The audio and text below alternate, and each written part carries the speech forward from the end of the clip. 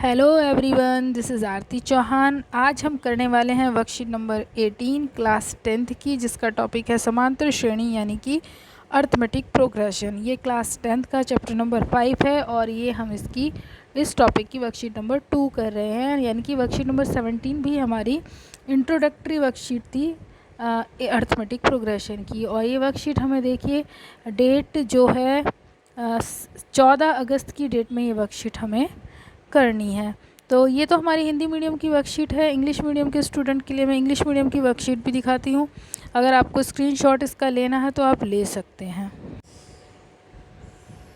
ये है हमारी इंग्लिश मीडियम की वर्कशीट और इसमें आप देख रहे हैं, इसमें लेफ़्ट साइड पे ये जो क्वेश्चंस देख रहे हैं, ये कुछ क्वेश्चन एपी के पूछे गए हैं और ये हमारी वर्कशीट नंबर 17 पर बेस्ड हैं। तो देखिए, मैं इन क्वेश्चंस को आपको समझाती हूँ कि ये क्वेश्चन क्या पूछे गए हैं और इनका आंसर किस तरीके से करना है। तो ये है हमारा फर्स्ट क्वेश्चन, इज़ 7, 10, 13, 16, 19 ये जो आपको दिया गया है इज़ एन एपी। हमें चेक करना है क्या ये अर्थमेटिक प्रोग्रेशन है। तो उसके लिए हमें क्या करना है, सबसे पहले आप देखिए, आप कोई भी टर्म उठाएंगे और उसमें से उससे जस्ट पहले वाली टर्म माइनस कर देंगे, क्योंकि एपी का जो डी फाइंड करने का यानी कि फॉर्मूला है वो A N minus A N minus वनथ term होता है, यानी कि nth टर्म और में से माइनस करना है आपको n माइनस वनथ टर्म। तो सभी टर्म में से अगर आपका जो d है वो सेम आता है तो आप समझेंगे कि ये सीक्वेंस जो है ये अर्थमेटिक प्रोग्रेशन है। तो फर्स्टली देखिए, मैंने सेकंड टर्म में से फर्स्ट टर्म माइनस किया जो कि 10 है और 10 में से माइनस किया 7, तो आंसर विल बी 3।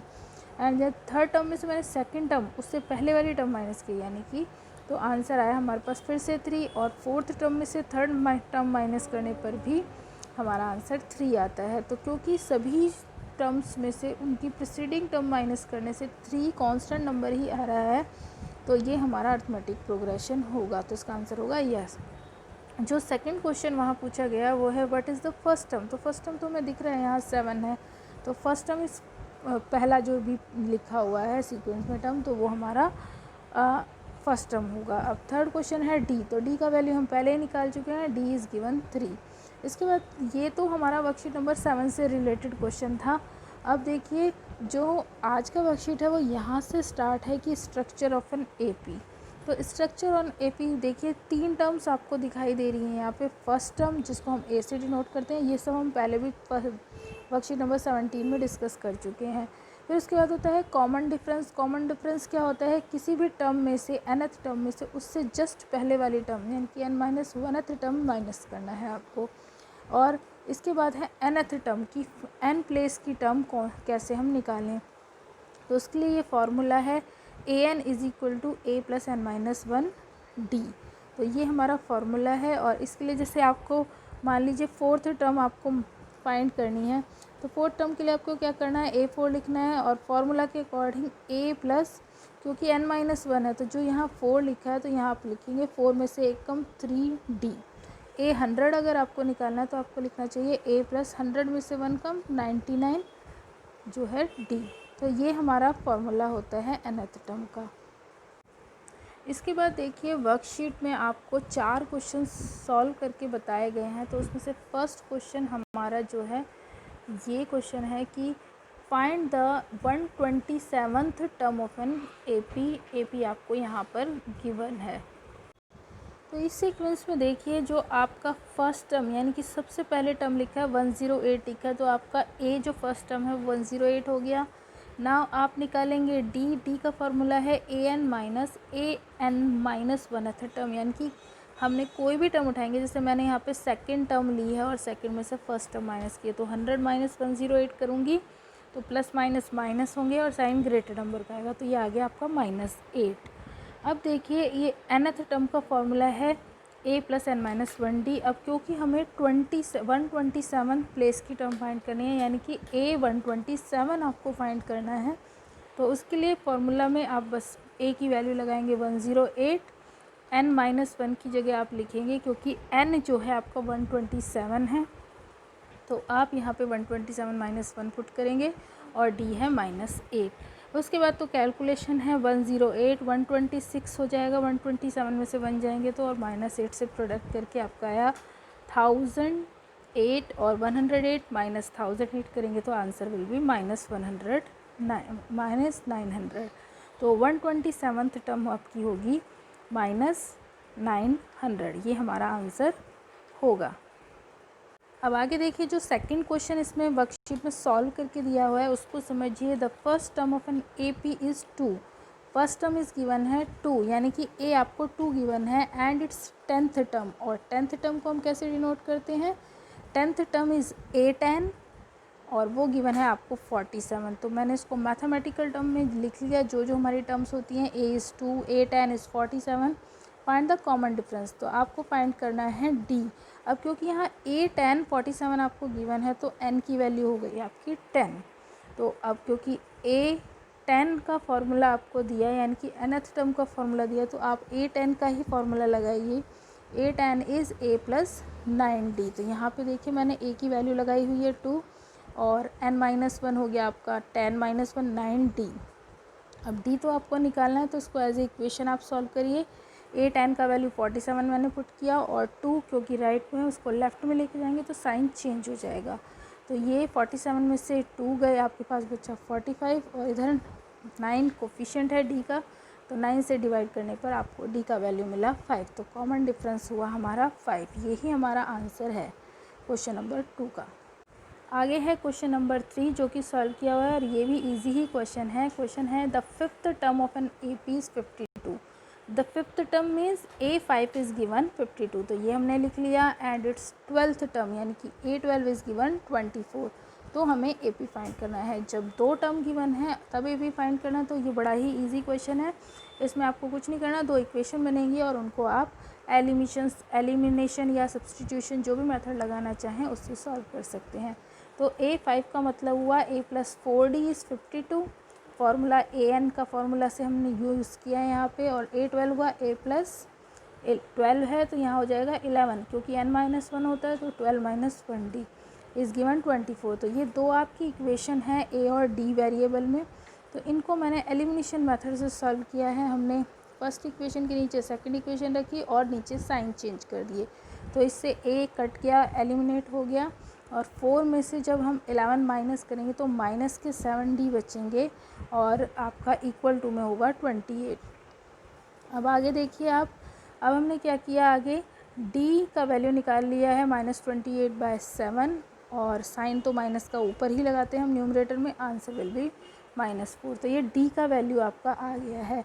पर इस क्वेश्चन में आपसे AP पूछा गया है, अभी आपने सिर्फ D निकाला है, पर आपको गिवन है A5। तो आपके A5 भी गिवन है, A12 भी गिवन है, तो दोनों में से एक इक्वेशन जो आपकी बनी है उसमें हम D का वैल्यू लगाएंगे। तो मैंने यहाँ A5 चूज़ किया है। देखिए A5 is A plus 4D, तो इसमें मैंने D का वैल्यू लगा दिया है और मेरे पास A का वैल्यू आ गया है 68।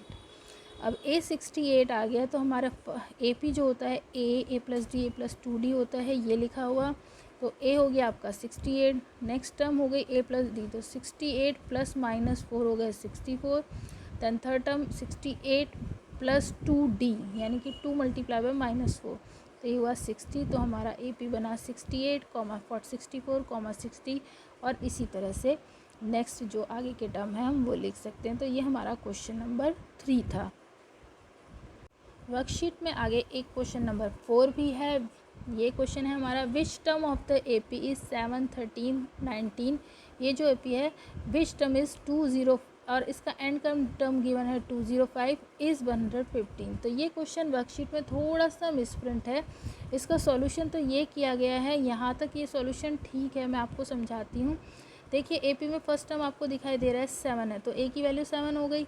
और D के लिए आप क्या करेंगे, 13 में से 7 जब माइनस करेंगे, सेकंड में से फर्स्ट टर्म माइनस करेंगे तो आंसर विल बी 6। तो A और D की वैल्यू आपके पास आ चुकी है। अब देखिए जो लास्ट में टर्म दी है 205, आप इसको nth टर्म एज्यूम करिए, ये वर्कशीट में गिवन है। और A प्लस n-1D का जब हम फॉर्मूला लगाएंगे तो हम इसको 205 के इक्वल रखेंगे, क्योंकि nth टर्म है। A का और D का वैल्यू रिप्लेस करने पर यहाँ पे सिर्फ आपके पास इक्वेशन में n बचेगा। तो हमने इसको सॉल्व किया और n का वैल्यू हमने 34 फाइंड किया। अब वहाँ पर जो वर्कशीट है, वर्कशीट में जो सॉल्यूशन है उसमें आपको दिया गया है द 34th टर्म इज़ 205। ये आपको आंसर दिया गया है वर्कशीट में। तो इसके अकॉर्डिंग ये आंसर ठीक है, पर यहाँ देखिए क्वेश्चन में आपको पूछा है 205 के बाद लिखा है इज़ 115, यानी कि कौन सी टर्म 115 के इक्वल है, आपको ये बताना था इसमें। तो ये मतलब क्वेश्चन इनकम्प्लीट है यहाँ पे, या तो ये जो 115 है 205 होना चाहिए, या ये जो मतलब एंड का टर्म है ये 115 होना चाहिए, इस तरह से होना चाहिए। तो इसका राइट सॉल्यूशन ऐसे भी हो सकता है कि यहाँ मैंने मिसप्रिंट वर्कशीट बताया भी है आपको। अगर हम ऐसे लें कि nth टर्म हमारा 105 है, क्योंकि हमें तो 115 बताना है कि कौन सा टर्म है ये। तो मैंने nth टर्म यहाँ 115 लिया, बाकी a + n-1d का ही फॉर्मूला लगा के a और d की वैल्यू सब्स्टिट्यूट की है। तो इससे मैंने सॉल्व जब किया तो n का वैल्यू आया 19। तो यानी कि हमारी जो 19th टर्म है वो 115 के इक्वल है। ये इसका राइट सॉल्यूशन होना चाहिए, या तो वर्कशीट में थोड़ी सी मिसप्रिंटिंग है या सॉल्यूशन में गड़बड़ है। तो इसका आंसर ये होगा। तो ये हमारे 4 क्वेश्चन वर्कशीट में सॉल्व करके दिए हुए हैं। अब देखिए